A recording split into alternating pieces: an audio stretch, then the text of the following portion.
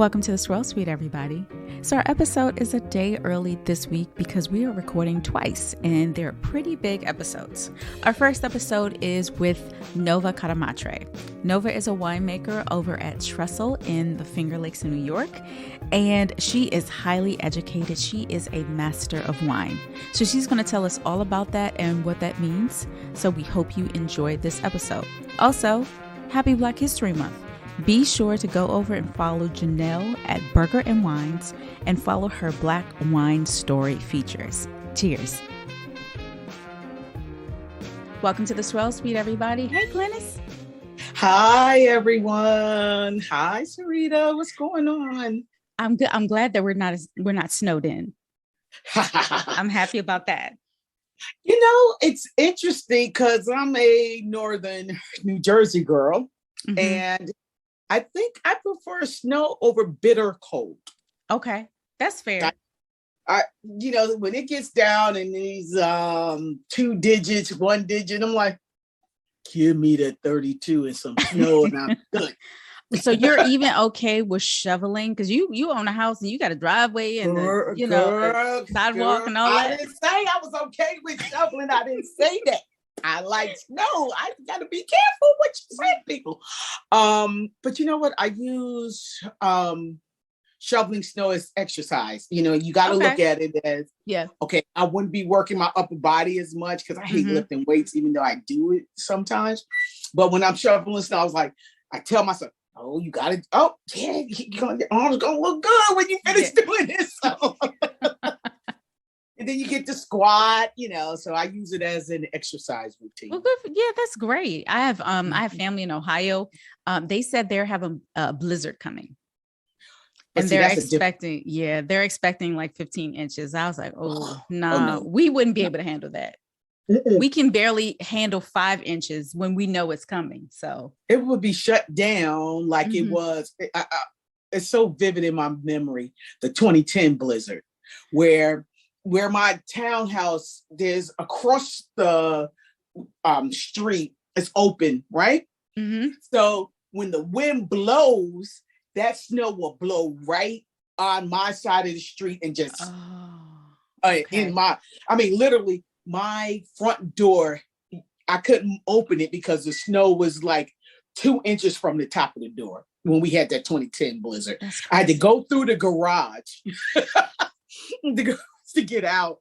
And then I just had to shovel a little bit. Now that was a little too damn much snow, even for me. I was like, you know what? Yeah. I am excited to talk to our special guest today because I want to know how she feels about snow and with the vines and everything. So Nova, how are you? Welcome to the Swirl Suite. Thank you so much. I'm very excited to be here. Welcome. Awesome. Yeah, no, I love the snow conversation. I'm a big fan of snow myself. I agree with you, Glennis. I love shoveling snow because it makes me feel like I'm a gritty, like outdoorsy type person. I always used to get up when, we had our house back in New York and, it would snow, and I would get up in the morning at like 5 o'clock and like look out the window and see, okay, can we get out of the driveway? And if you can't, then you're getting out and you're getting in your snowsuit and shoveling stuff. And it's something very peaceful and calming and empowering about going out that early and like just going. My husband, he refuses to shovel snow, so that was all me there. And so it was fun. But then there were some days where it would snow like a little bit, and you go, oh yeah, we can get out, and then I go back to bed. Right. It's a nice balance, It's refreshing too. It just seems so crisp and clean. It is. Yeah. It's something about the air. Yeah, I totally agree. And the bitter cold, once it gets below like 17, then I'm like, it gets. I don't want to go out in that. I don't mind it being in the 20s and snowing. That never bothers me. Yeah. Yeah, I totally agree. Below 17 and into the single digits, I'm like, oh Lord, don't let no pipes bust, It's true. You start thinking about other things at that point. So you're absolutely right. So Nova, for those who don't know who you are, please introduce yourself. So my name's Nova Cadamatre, and I am a winemaker and a master of wine. And I am the owner and founder of Trestle 31 in the FingerLakes. And then we also have a couple of other brands that we've added to our family since then. So one is called Snowshell Vineyards, and we make that for nakedwines.com. And then we have a brand new project that I'm super excited about out here in Napa called Fiadh Ruadh, and that's going to be a Napa cab. So super excited about all the fun stuff happening. Oh my gosh. So, okay, I want to make sure I just understood. So are you in New York or are you in California? I split my time. Okay. So we are in California currently. So we're in Napa right now. And then in March, we're moving back to New York. So we're going to go back there. And then our family will be based full-time in New York at that point, because it's exciting. My company has now gotten to the point where I can leave my full-time job and work fully on Trestle 31. So I'm so thrilled about that. And so we're going to be based out of New York starting in March, and then I'll still be coming out to Napa because I have some consulting clients out here, and then also for our own projects. So. Wait, back up. You became a master of wine with a full-time job. Is that what you're telling me? That is what I'm telling you. Yes. And how the hell? You must be real smart. I mean, you gotta be. I'm just very good at managing my time. It has nothing to do with intelligence. It's all about organization. Well, you know, master of wine is a synonym for master of writing. This is true. This is very true. And you know who told me that? Who taught it's a you communication. that? It's a communication. Matthew Stubbs, the master of wine. He was like, if you can be a master of writing, you're good, because you have to master how, especially on the theory part, how the person that is reading everything is interpreting. So if you can master how they're doing it and being organized in your thought and your writing skill, then yeah, I fully agree with that. I did not know that. That's so interesting. Well, because the Master of Wine, unlike the Master Somm exam, because the Master Somm exam in the US is way more famous. Like people, if I had a dime for every time somebody was like, "Oh, so you Master Somm?" I'm like, no. So the Master of Wine exam is a fully anonymous exam. So it's it's all writing. So it's all about how you can communicate through the written word your knowledge of wine and what you're getting from the glass or what you know about a particular topic. And so it's 100% writing. So I really agree with that completely. Yep. Wow. So wait, you've been in wine for a very long time. You even studied in college. Like, tell us, like, did you have it on your dinner table growing up? Like, how did you even have a passion for wine so early? Well, it's funny because I grew up in the South, and at that time, wine was not a thing that we did in the South. So no, I didn't grow up with it. It wasn't until I met my husband, and we met really young. So I was 17 when we met, just so everybody's aware. So his family's Italian from New Jersey, and they, of course, have glasses of wine with dinner because that's just what you do when you're in an Italian family. And so they were the ones that really introduced me to wine. And then after my husband and I had been dating a couple of years, he says, "Oh, we should start a vineyard. My family in Italy did it. It can't be that hard." And I was in horticulture at the time, and I didn't know what it took to grow grapevines. And so I said, well, why don't I look into it and just see what it's going to take? And they're very similar to roses, which was my previous specialty when I was in horticulture. And so there's a lot of similarities in the pruning and the diseases that attack both vines and roses. And so I kind of just fell in love with grapevines after that, because, not only are they fun to grow as plants, at least I think they're fun to grow as plants, but you can make such an amazing product out of it. And then you personally, after making that product, can go out and sell it to people. So it's one of those things where you can be fully involved in the whole process. And I really love that. That's one of the things I love about my job. I got a funny for her. Good. Okay, so let's go back just a little bit. So you met your husband at 17 and started drinking at 17 with his family? So, okay. You were drinking Chianti probably, and now there's a whole lot we can go down that road with. But so I didn't start drinking with his family, but they kind of normalized having wine with dinner. And I will say I was 20 when I did my first harvest. So yes, all of this was pre me legally being able to drink. And so when I did my first harvest, that was really, really funny because the owners of the winery I was working at, they were like, you can't drink anything, but we'll let you smell it all. And so it really developed my nose way earlier than I developed my palate. And so like I was able to suss out things like hydrogen sulfides or different faults that were happening. And I learned a lot about how a winery operates through like, cleaning and doing things like that. I hand disgorged traditional method sparkling wine bottles, so I got a lot of knowledge just from doing those things and without actually tasting very much. I mean, obviously I was tasting a little bit here and there, but when I was there, they were like, nope, you can't taste anything. We don't want to get in trouble. So you can smell stuff. And that's all we're going to let you do. But, honestly, being forced to just only use my nose in a winery was really, really great initial training.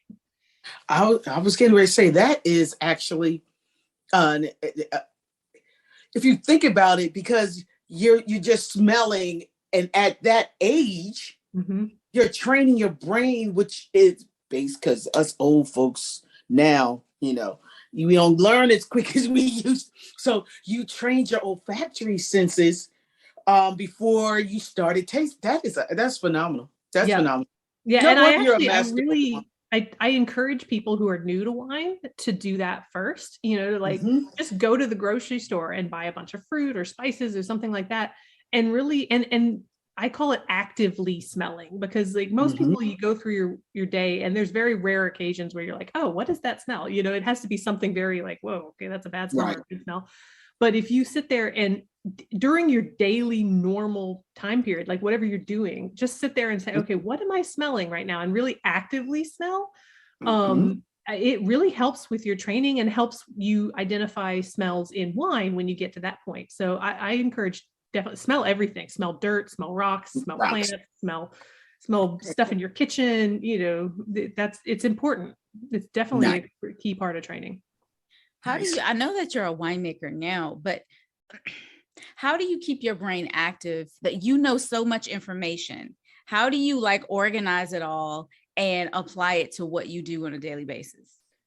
Oh man. It's funny that in the MW we have a saying that there's different stages of learning. There's you don't know what you don't know, you know what you don't know, you know what you know, and then you don't know what you know. And we're all on that path at some point. Like as a master of wine, it doesn't mean you know everything. It means you know enough to pass the exam. So there's still things about wine that I know I'm missing parts of. And there's a lot of stuff I know about wine that I've got up here that I've probably forgotten. And then it just pops in my head one day when I was like, oh yeah, there's that thing. So I don't know. It just pops out when you need it type situation, whereas you don't actually actively think about it. And then there are times when I'm like, oh my God, I used to know this. Why don't I still know this? And I have to go look it up. So, it's all of that. What was your first job and what do you do now? Sure. So my first job, I was telling you a little bit about it. I was called a winemaking apprentice. And I was at a winery in Pennsylvania called Stargazers Vineyard. And so that was my first foray into the wine world. And they were so great at helping me figure out what was going on and what I should be looking for and stuff like that. And John Wagiat, the owner and winemaker there, is a very old school European style traditional winemaker. And so it was a really great introduction for wine to me. And then, I just kind of worked my way up. My second and third harvests were in the FingerLakes while I was going to Cornell at school. And then I moved out to California. I was out in California for 9 years. I worked kind of all over the state in a bunch of different regions. And then we moved back to New York and I did a couple of harvests out there. And then we moved back to California. And that's when we realized okay, we can't pick a coast. Clearly, we're just going to have to go back and forth. And so currently like I said, I just quit my full-time job and I'm a consulting winemaker now. and also managing our own company where we have Trestle 31 and Snowshell Vineyards and Fiadh Ruadh now. This summer, we had the opportunity to be in the FingerLakes. Mm-hmm. And I noticed that the FingerLakes is, in a lack of a better terms, a fertile ground for young winemakers. Mm-hmm. There, there's a lot of them there learning and spending a harvest here and then going south for another harvest also. What is so attractive about that area that people go to get their wine legs, so to say? No, that's a great question. And I really think there is multiple reasons. One, I think if you spend one harvest in the FingerLakes, you have seen every problem you are likely to encounter in your winemaking life, because it's so hard to make wine there. I mean, between the rain all season and just, the different aspects of the vineyard issues we have. I mean, it's really challenging area to make wine in. So that's one. It's like altitude training for making wine anywhere else. And two, I think the camaraderie of the region and of all the wineries there is really special. Like all of us know we're trying to make the best wine we can. We're really trying to push the boundaries. And so I think just being a part of that community is so invigorating to all of us. So it's a really special thing to be a part of. Was it just geography or the housing market that made, no, not housing, but land-wise, that made you choose one lake over the other for your vineyard? That was mostly like, that's where the property that we bought came up for sale. So I had told my husband, I said, okay, we need a minimum of 10 acres and I need to be as close to the lake as humanly possible. So those were that was the definition of, and so we were searching and searching and searching. And so finally he found this one piece of property in late 2014. And it was really close to the lake, not on the lake, but within 20 yards or so of the lake, and so we don't have lakefront per se, but we're really close. There's a row of like vacation houses in between us and the lake. That's kind of, it's close though. And it's 12 acres.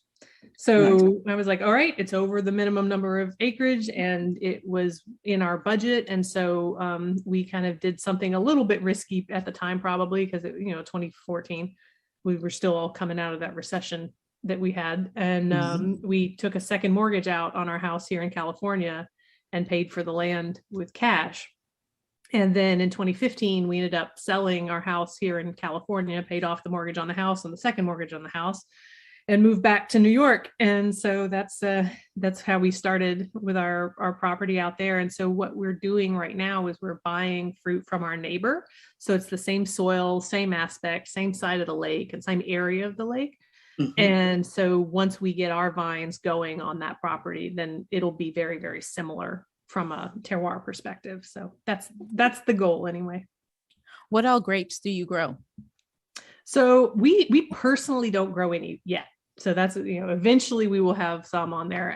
What we're looking at planting is of course Riesling, Chardonnay, Pinot Noir, a little bit of Cabernet Franc, and maybe some Gewürztraminer on that property. But right now we are buying Riesling from our neighbors and Chardonnay from across the lake on the west side of the lake, same lake, Seneca Lake, but on the other side of the lake. And then we also this past harvest bought some Cabernet Franc from the bluff on Keuka. So if you know where the Finger Lakes are, there's the lake that looks like a Y. So the bluff is like that middle section of the Y. And so I got some Cabernet Franc from over there. So we're making a dry rosé this year, which will be released in a couple months. And then we're making a red Cabernet Franc, which will be another couple years before that comes out. So we are drinking Trestle. Yes. Leslie, what are you drinking? Which bottle are you drinking? I have the 2020 Riesling Demi-Sec. Okay. Perfect. Glennis is drinking the same. And I'm drinking the 2019 Riesling. Which I have to say, I think, I don't know if you guys have already talked about it, Glennis, if you talked about it. Okay. Now I want to hear your opinion compared to mine. So this is good. Okay. So it's funny because Glennis and I usually grab the same bottle. We don't talk about it. This, because let me say, most people don't realize how high in acid Riesling can be. And so for this to be a demi-sec, I think it's beautifully made. And it's not, because often when you think of demi-sec, you think of like a sugar cane. And this is not that you know that there's residual sugar there.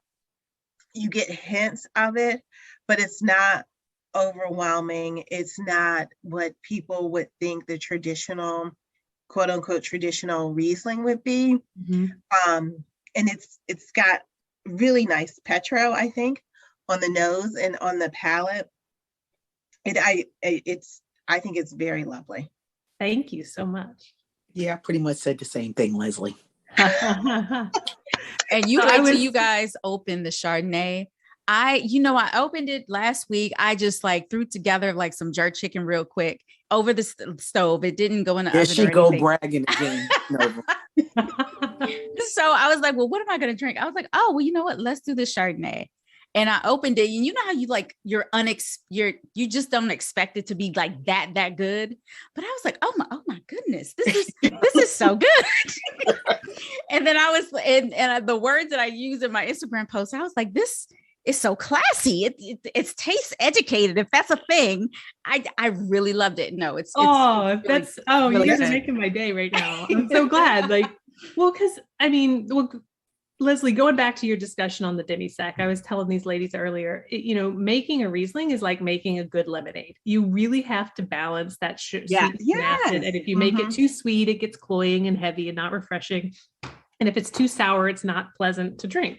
So it's really a key to go back and forth there. And so with the demi-sec, what I wanted was have a wine with a little bit of sugar, but not something that felt heavy, just that, and with that thought of it being refreshing and bright and lovely. With the dry Riesling, so the original Riesling, Sarita, which you have, the goal is to make it more textural and have the weight come from the fruit itself and not from sugar. And I think so many people are so used to Riesling, the weight coming from the sugar, that they don't realize that you can actually have a lot of very complex fruit weight coming from the fruit itself and without having to leave the sugar there. And then I love what your description of the Chardonnay is. It's like my goal for that Chardonnay is really to be like a fine white Burgundian style of Chardonnay. It's definitely not a big, rich California Chard, which is funny because I've had some people come back and say, oh, it's too Californian to be New York. And I'm like, okay, just take out of your mind the fact I work in California and really look at the wine, because it's so beautiful and has this fresh crispness to it. But yeah, I agree with you. It's got some complexity from the oak and stuff like that. So it's meant to be a really beautiful example. And so I always try to make wines that will sit amongst the great wines of the world in that category and not just be, it's kind of a backhanded compliment for somebody to say, oh, it's a great wine for New York. I want it to be a great wine, period. No matter where it's from. Yeah, we get that a lot in Maryland too. Yeah. Yeah. People make that comment a whole lot. Wow. I think, I think you summed it up well. But people are often dismissive of Riesling. And like you said, there is texture to this Riesling and there's layers of it. That it's not just, porch sipping, which I mean, it's great. Like I like a great porch, but it's more than that. Like you could definitely pair this with an excellent meal, and not just like reserved for dessert or anything of that nature. But it definitely has some structure and bones to it. Yeah. I think I have a special connection with Riesling because when I first learned how to taste, it was the first white grape outside of like your Chardonnay and Pinot Grigio, that kind of thing, that I could taste and knew what it was blind. So yeah, this is like a quintessential, really good Riesling to me. Thank you. Sarita, was that Riesling? I'm sorry, the you've had a few Instagram food posts. Was this one, and I noticed that you used Trestle, but I didn't notice which one. Mm-hmm. Was it the Riesling or the So Chardonnay? I used this one. I paired this one with falafel yesterday, and then the Chardonnay with jerk chicken last week. Okay. Yeah. Nice. So Nova, I think you quickly said the Chardonnay is on oak. Is it total oak or is it some stainless steel fermentation? So it depends on the vintage because we're small. And so whenever you buy a new barrel, you have to kind of rethink in your mind the weight of the new oak versus the older oak versus stainless. Mm-hmm. And so what we have in our rotation now is we have 2 stainless steel barrels, mm-hmm. and then a plethora of new and all the way to 3-year-old oak. And so whenever I buy a new oak barrel, I try to make sure there's either neutral oak or stainless in the mix so that mm-hmm. the new oak is not overwhelming and overpowerful. And I also buy really good new French oak. Like there's definitely, there's French oak and then there's really good French oak. I buy the really good French oak. So it only allows me to buy 1 barrel a year, but that barrel is totally worth it because it has such a beautiful character to it. So it's a Francois Frère, not a Francois Frère, it's a Dargaud Jaglay medium toast barrel. And that's a very specific cooper that specializes in Burgundian varieties. And, if you're going around Burgundy, like your 2 top coopers in Burgundy are Francois Frère and Dargaud Jaglay. Like you're going to see those pretty much everywhere. But I think, Francois Frère is my favorite Pinot Noir cooper, but I feel like Dargaud Jaglay really gets Chardonnay in a really beautiful way. And so I feel like that variety and this cooper really marry together well. And so what I do is I do this balancing act of kind of looking at how many barrels we're going to fill and how many new barrels there are, and then trying to balance that with more neutral barrels so that each year we have a consistent level of oak.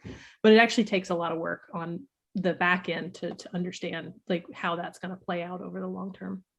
Interesting. I know this might not be appropriate, but I'm going to ask anyway, because that's my job on the Swirl Suite as usual. So they're not surprised. How much, or can you give us a range of how much a really good French oak barrel costs versus not even going, just how much? I have no idea. Yeah. So I paid $1,600 for my barrel last year. That's one barrel. That goes 59 gallons of wine goes into that, wow. And so if you think about like, if you're looking at the price breakdown of a bottle of wine, your number one cost is the fruit. That's always the number one cost. Right. Your second cost is your barrels. So if you're putting the wine into barrel, like that's going to be your biggest secondary cost on things. And your third cost is your labor, everything you have to do to make the wine physically in the cellar. So those are the things that really stack up. And so you can get a relatively inexpensive European oak barrel for, maybe $900 to $1,000. You can get an American oak barrel for, $600 to $800. Whereas, the barrels that I'm buying are pretty expensive. So, the forests in France, they're all controlled by or most of them, I won't say all, they're mostly controlled by the French government. And they only cut so many trees per year to make sure that the industry is sustainable over time. And then the cooperages actually have to bid to be able to get those trees. And so it's a closed auction where all the coopers submit bids. And then if the French government thinks that they've got a good enough bid for the trees, then they'll cut the trees. If they don't get any good bids for the trees, they won't cut the trees. And so it's a very controlled market for French oak barrels. And so I like to work with coopers that are aggressive at getting the best trees, and also coopers that have good stave yards, because you have to age the staves for 2 to 3 years before they're ready to be made into barrels. Because if you use too green of a wood, you'll get really aggressive tannins in the barrels. It's obviously cheaper not to age the staves for that long, but it's not as good for the wine. And so I like to see staves that are at least 2 years old, if not 3 years old, before they're made into barrels. Wow, that was a nice educational segment. Sorry, Sarita. Oh, that was awesome. Can I tag on your educational segment? Thank you, Dennis. You mentioned too aggressive tannins. How much influence does the barrel have on tannins? Like we've always talked about the skins, but how much influence does the barrel have? It can have quite a bit, and it depends on the barrel. And so as a winemaker, I have to know when to play up the tannins using the barrel and when to back off the tannins using the barrels. And so each barrel can have, enhancing capabilities and end up, if there's a wine that I feel like needs more tannin, I'll pick a more tannic barrel. And so oak, so there's several places where tannin can come from in red wine and for white wine too, but it's skins, seeds, stems, and oak. Right. Those are your four places where tannin come from. And the oak tannin is a very different texture of a tannin than the tannin you find naturally in grapes. It's called gallic tannin, and it can be more like front of mouth sometimes.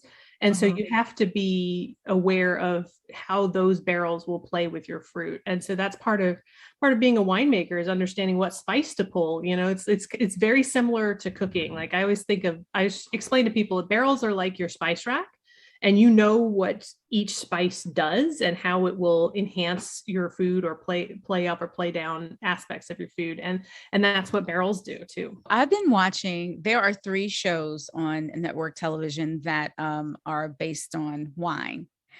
So there's one called Promised Land, and that's on ABC. And then there is Kings of Napa, and that's on OWN.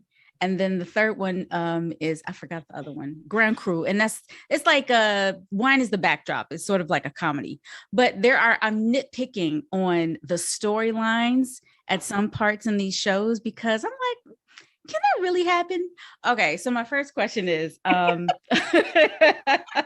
just want you to know, I'm so excited to see where this conversation is going right now. Just so you know. Okay, so on one show, they fired their winemaker. For whatever reason, I'm not going to give you like the drama behind it, but they fired their winemaker.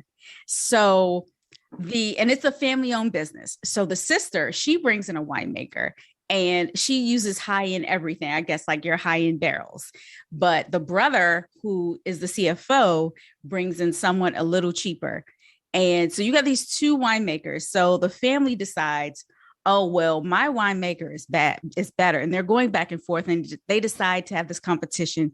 So each winemaker, I guess, and they're making a dessert wine, makes a dessert wine out of their grapes or whatever, to see who is going to get the job of the winemaker. So I'm like, don't y'all have like a budget meeting before y'all make these kind of decisions? Like, yes, the answer to that is yes, we do. So a little bit about Brian, my husband's background is he's in winery finance. So that's what he does. And it's hilarious because we're both working from home right now. Our office, we're in the same office. Like he's sitting literally right next to me. And I'm sure he's like cracking up at this whole conversation. But yes, you should have a budget meeting prior to hiring anyone and say, okay, this is what we can do. And as a winemaker coming in, if you're looking at getting a job, it's your responsibility also to kind of say, hey, this is how I like to make my wine. Does this fit with your budget? Because you can't come in and be like, oh, I'm going to buy the best of everything, and that's only what I'm going to do if your client can't afford it. Like that's not reality. So it's a lot of discussion around, what does things cost?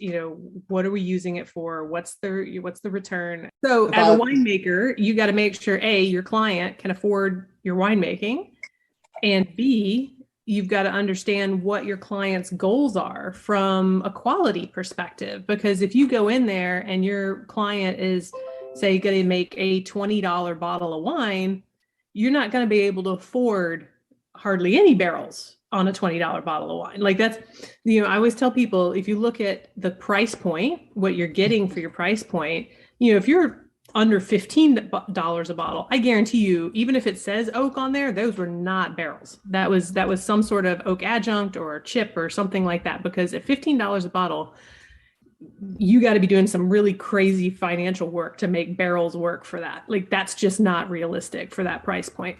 Whereas once you get above like $25 a bottle, that's when you're like, okay, maybe I can have a few barrels, maybe a small percentage of barrels, or, and then once you get above, say, $50 a bottle, then okay, yeah, you can, you're a little more flexible in what you can do at that point because your income on the bottle is justifying it. And then once you go above, $150 a bottle, you can pretty much afford whatever you want to do on it. Is this retail when you're quoting? Okay, yes. Just want to make sure. Yes. Interesting. So I had another quick question about this same TV show. There was one scene where the girl, she's the president of the winery or whatever. They're calling her the president. Mm-hmm. She's giving everybody like tasks. All right, you're in charge of marketing. I need you to give us the best distribution deal that I've ever seen. I don't know how that works. How do you get a distributor? And is there such thing as a deal in wine? Hey, the way that's phrased, I don't think that exists. Okay. Because the way a distributor works is they're a customer of yours. So you're saying, hey, usually it's them coming to you and saying, hey, I'd like to buy X, Y, and Z. Because I guarantee you, I've tried to knock on distributor doors. They're not opening unless they see something in your portfolio that they need from you. Like I got really lucky because my distributor in New York City, Weygant Selections, they came to us and they're like, hey, we want a FingerLakes wine in our portfolio. We think you're doing really cool stuff. Let's see if we can work something out. I can't tell you the number of distributors I have emailed and called and said, hey, I'm looking for distribution in South Carolina or Georgia, whatever. And I don't even get a call back. Like if you're under 25,000 cases, like they don't even care. Once you get above that, then you can probably get a call back, but don't expect to get a lot of attention from them. Like, so they're really a facilitating business. Like they will facilitate you being able to sell a wine in a certain state in restaurants and retail stores. So you as a producer, you going out and finding a deal with a distributor seems a bit odd. Now, that's not saying that you can't make deals with distributors and say, hey, if you are able to sell 100,000 cases of this wine into this, then we'll both be, much better off for it, that type of thing. You can do that, but you can do things where you can offer them advertising deals to say, okay, we'll let you have this wine go on sale, during this period. Like that's a thing. But yeah, the way it sounds like it was worded, it's probably not realistic, but similar enough to reality that might be plausible. Is that, we're going back to the Mythbusters group discussions, like maybe plausible, but questionable. Okay, that's fair. Do you two have any other questions for Nova before we move to our fun questions? Can you come back I done added myself to her. Can you come back when the Cabernet and Absolutely. Can we get a taste? That's like my favorite. Yeah. No, I'd be happy to. I was going to ask the same thing. I was like, let us know when the Cab Franc is ready. That's Cab Franc. We're going to do Cabernet too. Will do. So it was 2021 harvest, which means it's got to spend 18 months in barrel. So that's going to be bottling in 2023, and then it's a year in bottle. So it'll be released in 2024. Yes. Okay. You hear it here first. Swirl Sweet listeners. Well, that's the thing is the wine industry, you can't like just turn a tap on and suddenly stuff comes out. Like you have to plan for years in advance. And with the Riesling, we keep all the Riesling and all the Chard in bottle for a year before we release it. So it's a 2-year turnaround for all of our whites and a 3-year turnaround for the reds. The only thing that's going to be released like immediately is the rosé, because rosé just needs that. And what grape are you going to use to make your rosé? That's Cab Franc too. Oh, ooh, nice. Yes. Yeah. There might be a little bit of Riesling thrown in there. I don't know. I haven't decided yet. Haven't finished the blend yet, but it mostly will be Cab Franc. Nice. Okay. All right. So we have some fun closeout questions for you. Okay. All right. Here we go. What do you drink in your downtime? Ooh, that's a good question. I drink pretty much everything. So I'm a very seasonal drinker. So if it's cold outside, I'm drinking reds. If it's warm outside, I'm drinking whites and rosés. So that's kind of how the process flows. But I also drink cocktails and things. So my favorite summer cocktail is called a white linen. And it's an old school cocktail that's got gin and cucumber and Saint Germain topped off with a little bit of simple syrup and sparkling water. And so it's just such a refreshing thing in the summertime with the cucumber and everything and all the spices in the gin. And so it's beautiful. It's a beautiful cocktail. But I never turn down champagne. I drink it all the time. I was saying the other day to somebody that my husband and I stockpile champagne like other people stockpile toilet paper. We're good. Everybody was freaking out that nobody was going to get champagne for the new year. I'm like, no, we're good. We got it. No, but have you tried those botanical, not necessarily the gins, but the vodkas? No, I have not tried those. Oh my gosh. They good? Yeah, I think so. There's when you mentioned cucumber, Effin. Oh, I've had their cucumber. It's good. Yeah, that one is good. And then also forgot the name of the other one. I just had it last night. Kettle One. Yeah, I've heard of the Kettle One botanicals. I haven't tried those yet though. Oh, those are so good. They sneak up on you. Nice. Yeah. Yeah, my favorite non-alcoholic spirit is Seedlip. I don't know if y'all have tried those, but it's a non-alcoholic like mixer basically, and you can make cocktails with it without having the alcohol there, which was very important to me when I was pregnant, because you get tired of just drinking water all the time, and especially managing calories and your health and all that stuff like that. Sometimes it's nice to mix in a non-alcoholic thing. And what is the name again? It's called Seedlip. Seedlip. Yeah, okay. So they make 3 different ones. The citrus one is my favorite, and then I like the spice one as well. The garden one's a little bit of an acquired taste. It tastes kind of like fresh peas out of the garden. And so, if you're somebody who doesn't like peas, that one might turn you off a little bit, but the other 2 are pretty much crowd pleasers. Huh. Any particular champagne you feel rises to the top of your favorite list? Oh, I'm a big fan of Bollinger. Like, I love that house. Like, they're just so good. And then Ayala, which of course is also owned by the same company that owns Bollinger. It's just so Ayala is a little bit less well known, but I think is equally good, and so represents some value there. So that one's pretty tasty. Nice. All right. Next question is for everybody. What was the last show or movie you watched during a snowstorm? Ooh. Okay, I got one for you. I know what it was. It is on Showtime, and it is a 4-part series about Bill Cosby. I just saw that on Facebook. People were talking about that. That's interesting. I hear it's unbelievable. It is.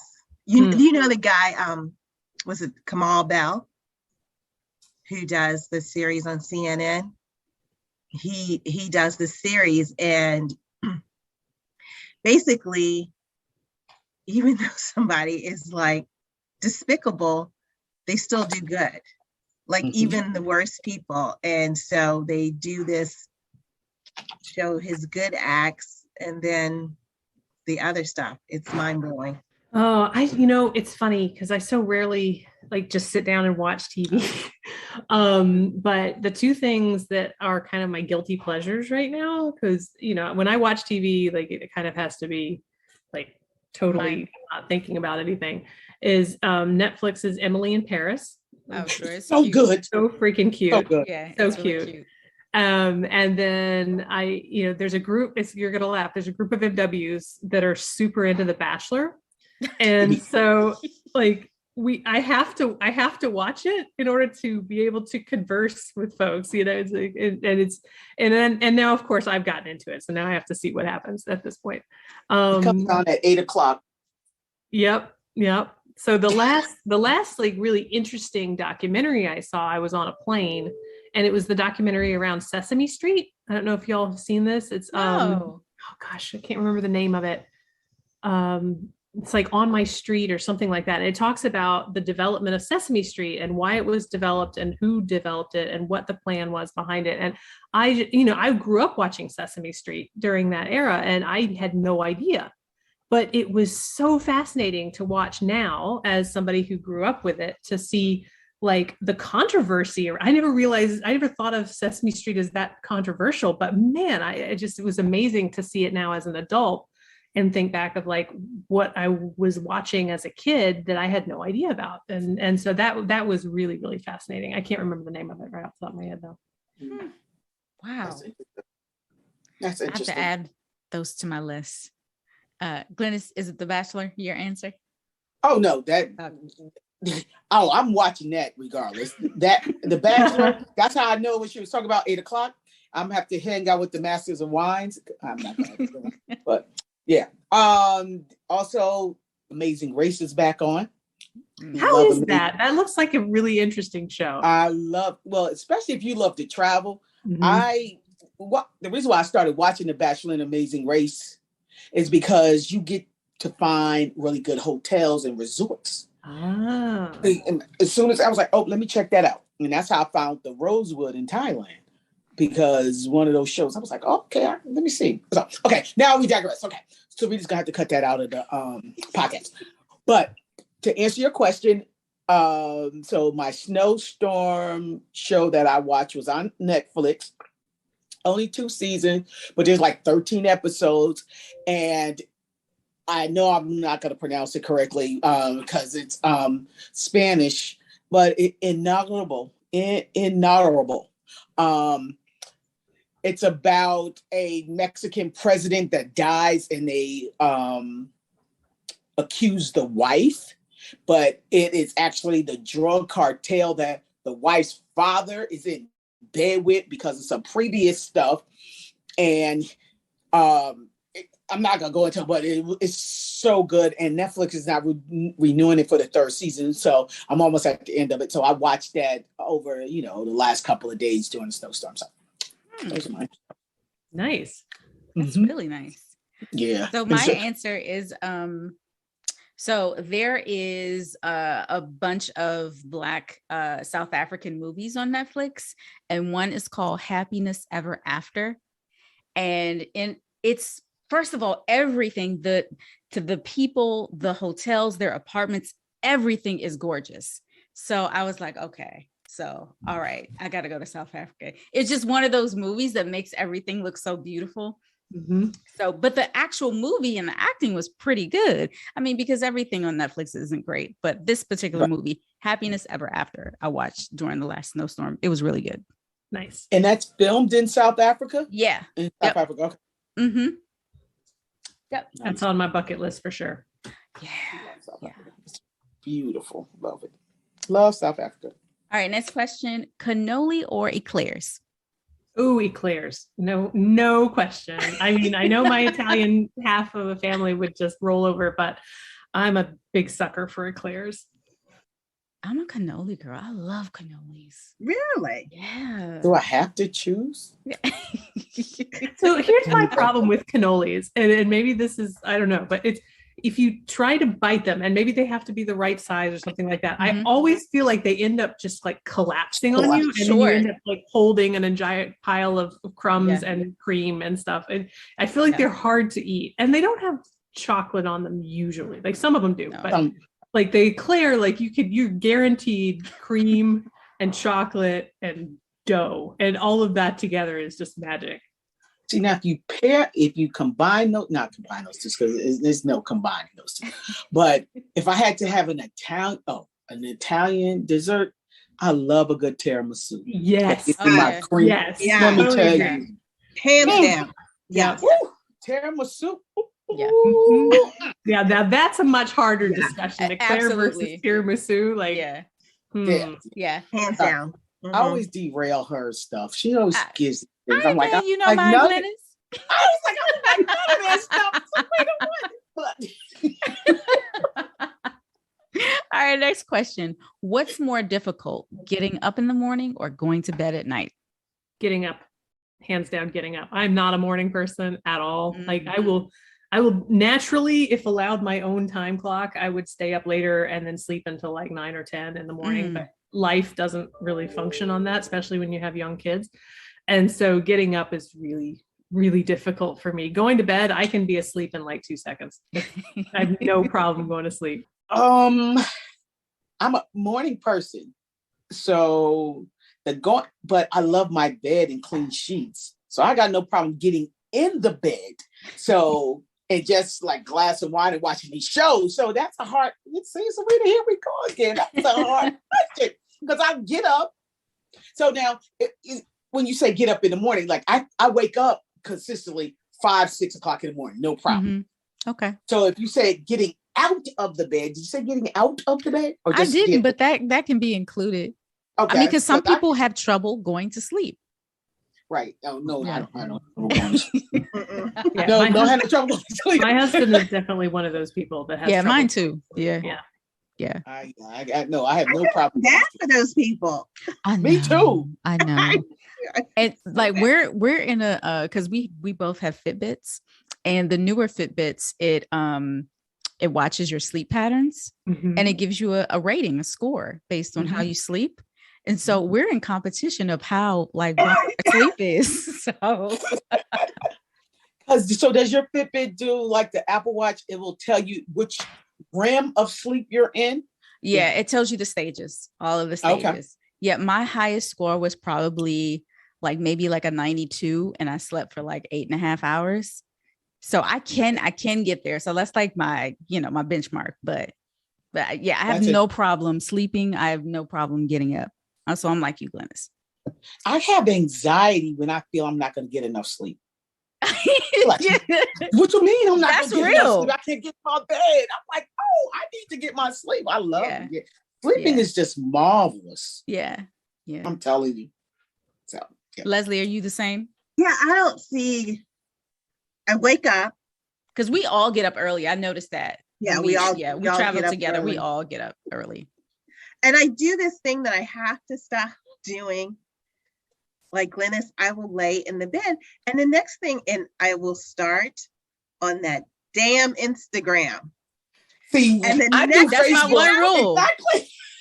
That's my one rule. I don't scroll in bed. I can't. You don't? Nah. Oh. I plug my phone up and I put it down.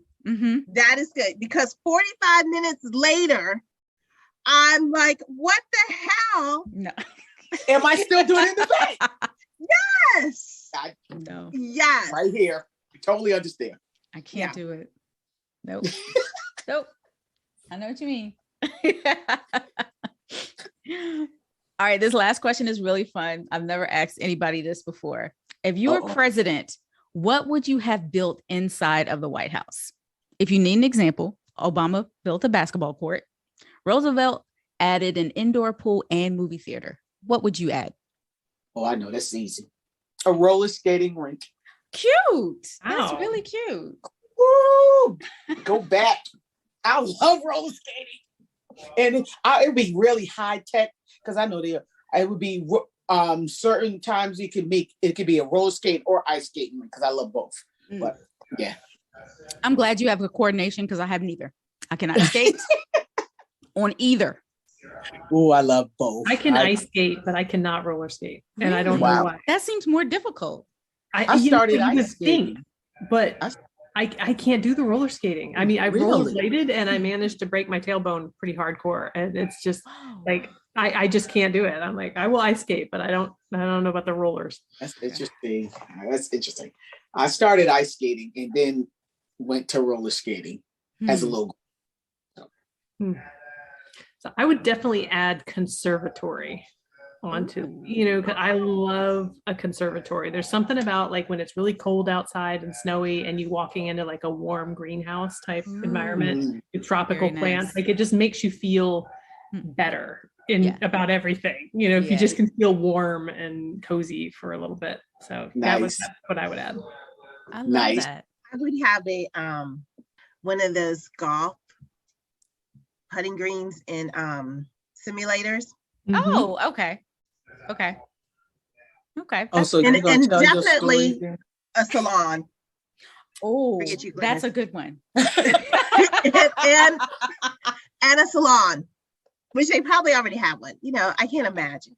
I feel like I read somewhere that they have a golf simulator in the basement. Do they? Yeah, I feel like, I don't know for sure, but I feel like I recall somebody saying that. So you're not off base with that. Okay. So I got 2 rooms.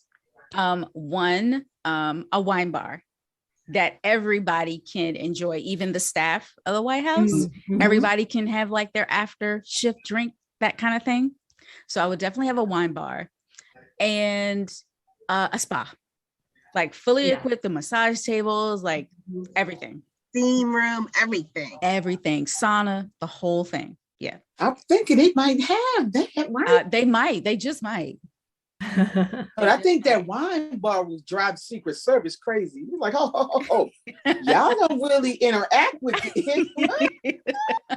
Yeah, I don't think the Secret Service would like you, Serena. But they would have to work especially for the press. I'd have it for the press. Oh, cute. That's really cute. Yeah. Love that. That might get dangerous after a few drinks. Oh, yeah. Off the record.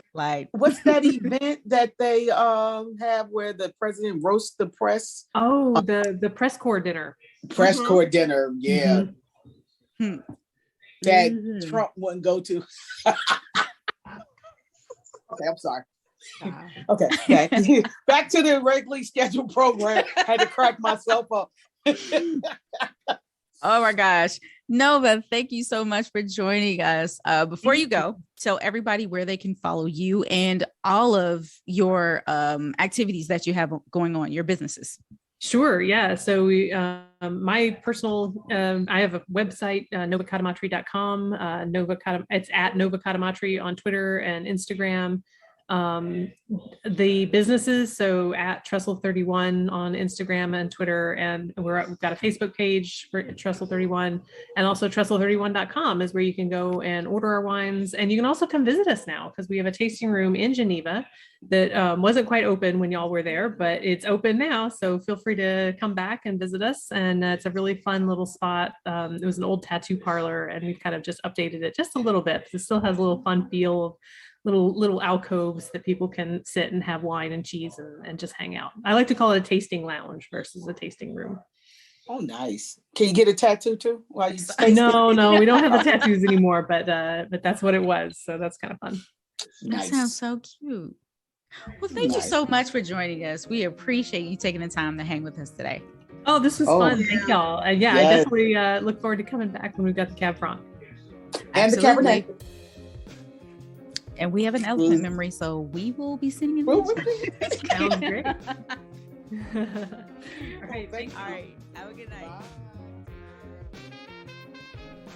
Thanks for joining us, Swell Suite, once again, everybody. We hope you enjoyed this episode. So next up, we have the cast of Sparklers from Psalm TV. I'm going to try my best to get that episode out on Friday morning, so stay tuned. Don't forget to like, subscribe, follow, and leave us 5 stars. Cheers.